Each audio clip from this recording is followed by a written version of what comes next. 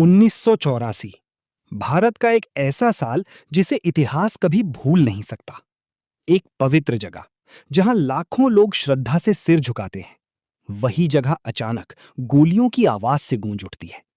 सवाल उठता है, आखिर ऐसा क्या हुआ कि सेना को मंदिर के अंदर जाना पड़ा? क्यों एक धार्मिक स्थल युद्ध का मैदान बन गया? और क्या इस ऑपरेशन के पीछे सिर्फ सुरक्षा थी या कुछ और भी?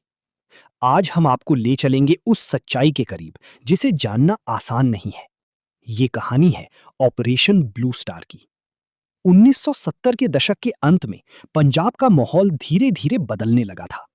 राजनीतिक असंतोष, अलगाव की मांग और धार्मिक भावनाओं का मिश्रण हालात को जटिल बना रहा था। इसी समय एक नाम तेजी से उभरकर सामने आया, जरनैल सिंह भिंडरवाले। शुरुआत में उन्हें एक धार्मिक प्रचारक के रूप में देखा गया, लेकिन धीरे धीरे उनके विचार और समर्थन दोनों बढ़ते गए। कई लोगों के लिए वो अपने अधिकारों की आवाज थे, लेकिन सरकार की नजर में हालात अब नियंत्रण से बाहर जा रहे थे।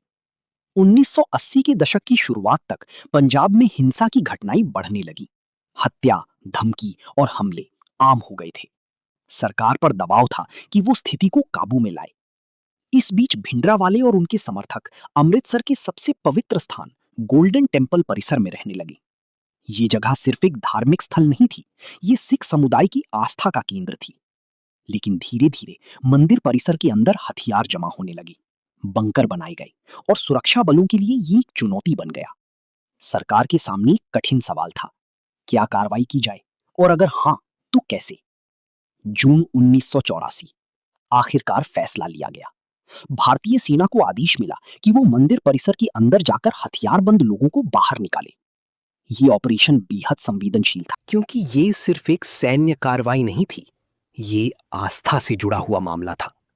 3 जून को अमृतसर शहर में कर्फ्यू लगा दिया गया, सभी रास्ते बंद कर दिए गए और संचार भी रोक दिया गया। फिर 5 जून की रात ऑपरेशन शुरू हुआ। सेना ने मंदिर परिसर को चारों तरफ से घेर लिया।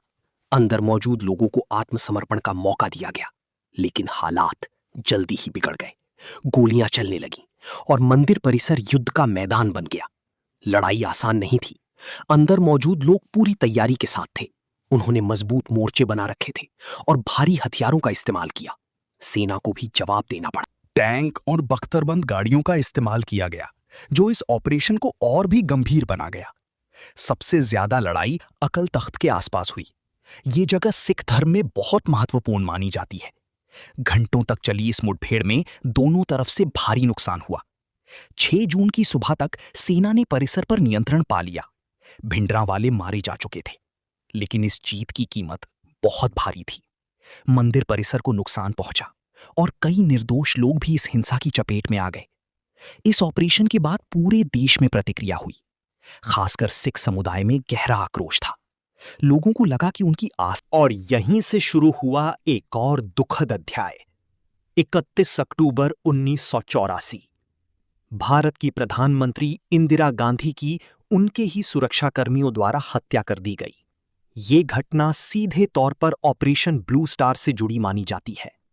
इसके बाद देश के कई हिस्सों में दंगे भड़क उठे, जहां हजारों लोगों ने अपनी जान गंवाई।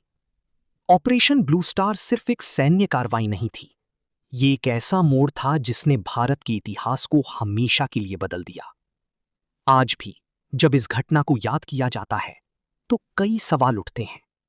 क्या यह ऑपरेशन टाला जा सकता था? क्या कोई और रास्ता था? और क्या इससे बचा जा सकता था इतना बड़ा नुकसान? सच शायद कभी पूरी तरह सामने ना आए, लेकिन ये कहानी हमें एक बात जरूर सिखाती है। जब राजनीति, धर्म और हिंसा एक साथ आ जाते हैं, तो उसका असर सिर्फ उस समय तक सीमित नहीं रहता, बल्कि आने वाली पीढ़ियों तक जाता है। और यही वजह है कि ऑपरेशन ब्लू स्टार आज भी एक जख्म की तरह याद किया जाता है।